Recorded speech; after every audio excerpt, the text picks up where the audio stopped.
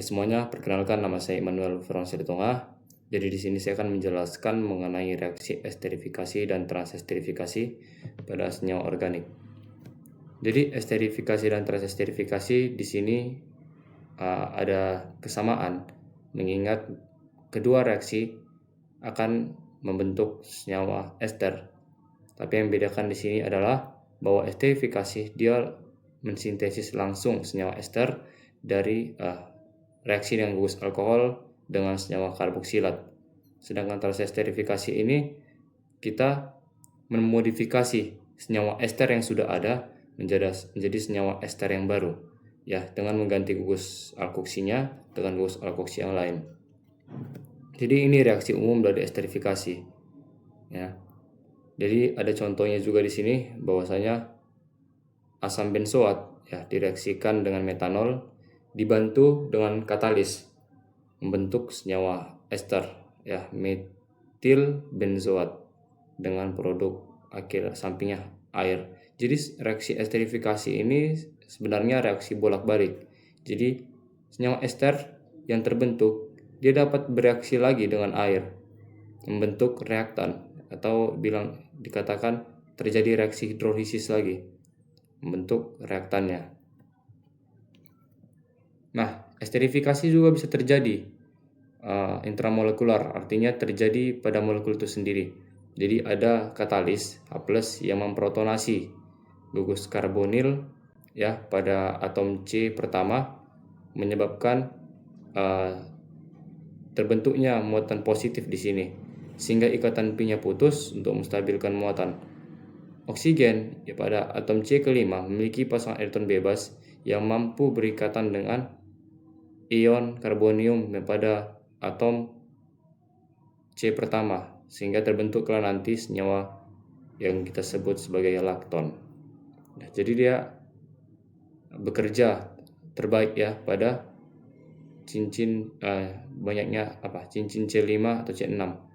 Karena kalau cincin C4 atau C3 itu terjadi ketegangan ya, tidak stabil ya bentuk senyawanya. Ini adalah mekanisme reaksinya. Jadi di sini kita menggunakan senyawa Cl ya sebagai katalis dalam kondisi asam.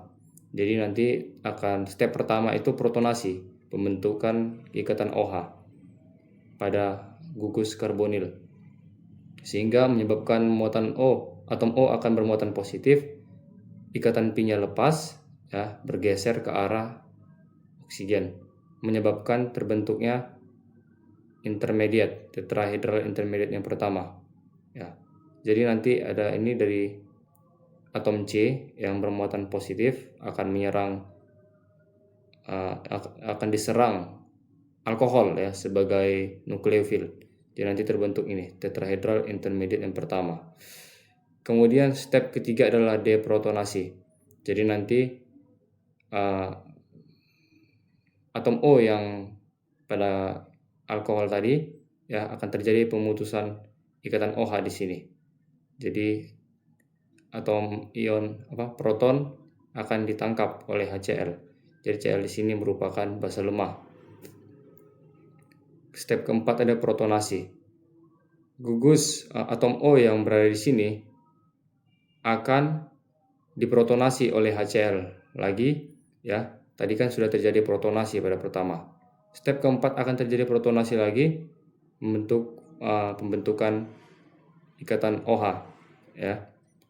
Sehingga nanti akan terbentuk gugus OH2 ya, yang merupakan gugus lepas, nanti gugus pergi ini lepas ikatannya, menyebabkan atom C bermuatan positif, pasangan elektron bebas bergeser ke arah ikatan antara CO, ikatan pi akan terbentuk sehingga muatan, jadi sehingga oksigen menjadi bermuatan positif ya, terjadilah deprotonasi oleh ion klorida menangkap atom H, terbentuklah nanti ester dengan produk samping H2O. Jadi nanti RCOO-R. Nah, jadi reaksi esterifikasi itu lebih menguntungkan pada kondisi asam dibandingkan pada kondisi basa. Jadi bisa kita lihat di sini bahwa di bawah kondisi yang asam, leaving group yang bertindak sebagai gugus lepas itu merupakan basa lemah. Jadi tadi seperti yang sedikit terangkan, ini merupakan bentuk intermediate yang kedua.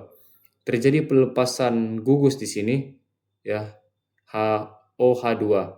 Ini merupakan basa lemah sehingga dia merupakan gugus lepas yang baik. Oleh karena itu akan terbentuk nanti senyawa ester. Jadi nanti atom H di sini akan lepas, terjadi protonasi sehingga membentuk senyawa ester.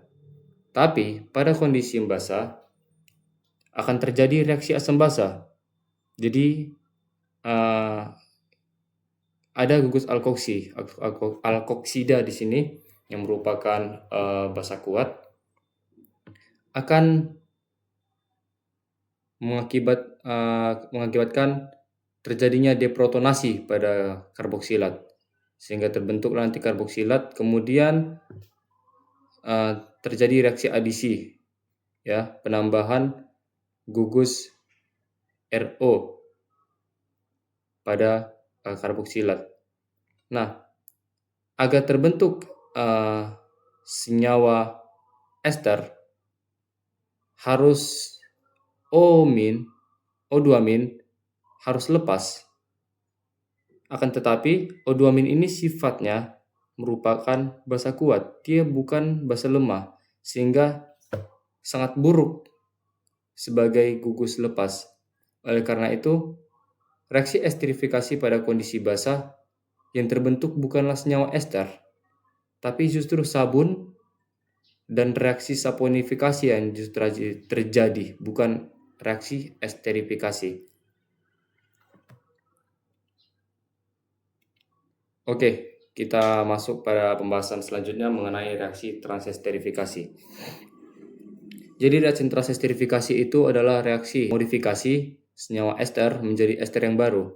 Jadi ada menukarkan, ya, gugus alkoksi yang lama menjadi dengan gugus OR yang baru yang bentuk new ester atau ester yang baru di sini. Jadi misalnya ada metil ester, ya, gugus metoksida ini diganti oleh etoksida membentuk etil ester. Jadi reaksi transesterifikasi ini bisa bekerja pada baik kondisi basa ataupun kondisi asam. Jadi ini contohnya pada kondisi basa. Jadi ada senyawa metil ester, kita ganti dengan etoksida, ya, gugus etoksida membentuk etil ester. Jadi ini mekanisme reaksinya. Terjadi tahap pertama itu penambahan nukleofilik. Jadi ada nukleofil etoksida menyerang karboksilat, sehingga di sini terjadi pembentukan ikatan CO, ya. Baru dan pelepasan ikatan Pi, ya, membentuk muatan nantinya pada atom O. Kemudian inilah yang disebut dengan tetrahedral intermediate. Lalu dari sini akan terjadi pembentukan ester yang baru, yaitu etil ester. Jadi nanti ada terjadi pelepasan gugus CO, ya. Kemudian atom karbon akan bermuatan positif menyebabkan pembentukan ikatan Pi, ya. Jadi nanti terbentuk ester yang baru. Sedangkan pada kondisi asam, ya, di sini bisa menggunakan asam sulfat atau HCl. Dia akan membentuk senyawa ester yang baru. Jadi bisa kita lihat ini mekanisme reaksinya ada 6, ya. Ada protonasi yang pertama, kedua adisi, ketiga deprotonasi, protonasi, eliminasi, dan deprotonasi. Jadi step pertama itu protonasi. Jadi terjadi nanti protonasi oksigen di sini ya. Atom oksigen, kemudian terjadi pelepasan ikatan pih untuk menstabilkan muatan, mengakibatkan atom C bermuatan positif, sehingga mudah diserang oleh nukleofilik. Nukleofilik di sini adalah gugus alkohol ya. Jadi nanti akan terbentuk bentuk ini ya, intermediate pada tahap ketiga yang deprotonasi. Jadi nanti atom klorin, ion klorin akan menangkap ya proton yang terikat pada atom O ya, ini disebut juga tahap deprotonasi. Baru masuk lagi ke tahap protonasi. Jadi atom O yang warna merah di sini ya, yang merupakan yang mengikat gugus R ya, alkil, akan terjadi protonasi sehingga terjadi pelepasan ikatan untuk menstabilkan muatan pada atom O ya. Jadi nanti lepas menjadi metanol. Kemudian terbentuklah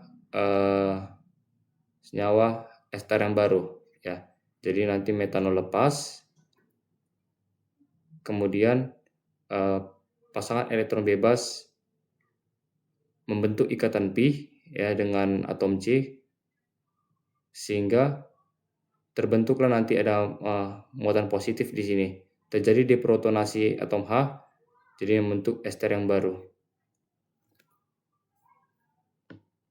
Dan produk yang ada dua produk samping lainnya, ada metanol dengan HCl sebagai katalis. Nah, kemudian kita masuk pada pembahasan kita mengenai sintesis biodiesel. Jadi sintesis biodiesel ini melibatkan reaksi esterifikasi dan transesterifikasi. Jadi terdapat bahan baku ya, minyak, yang kemudian kita ubah menjadi bahan bakar ya, biodiesel. Jadi dalam minyak itu ada trigliserida serta asam lemak bebas. Jadi untuk mengurangi asam lemak bebasnya perlu dilakukan reaksi esterifikasi ya. Jadi di sini dapat kita lihat mekanisme reaksi ya, seperti biasa yang sudah kita jelaskan ya sebelumnya. Nanti akan membentuk senyawa ester.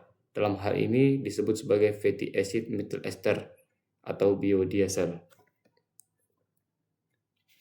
Nah, kemudian setelah asam lemak bebas berkurang, maka trigliserida dikonversi menjadi biodiesel. Nah, proses ini melibatkan tahap transesterifikasi. Jadi dikatakan dia tahap reaksi transesterifikasi karena trigliserida itu mengikat gugus ester. Ya, jadi ester ini nanti dimodifikasi menjadi senyawa ester yang baru. Jadi dapat kita lihat di sini ada, kita menggunakan katalis, ada B ya.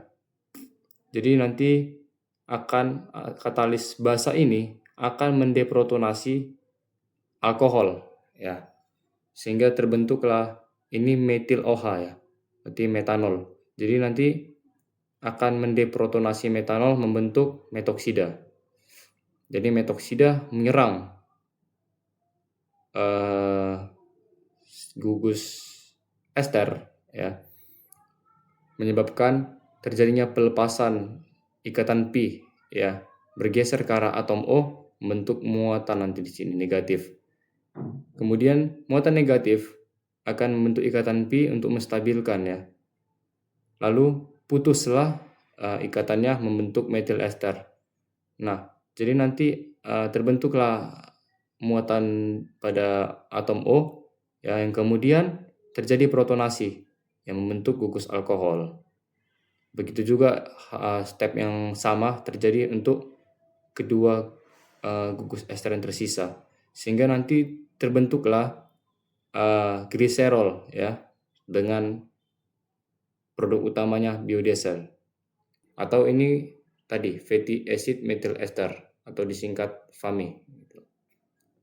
Jadi ada R1, R2, R3. Jadi masing-masing ini merupakan rantai alkil ya pada trigliserida.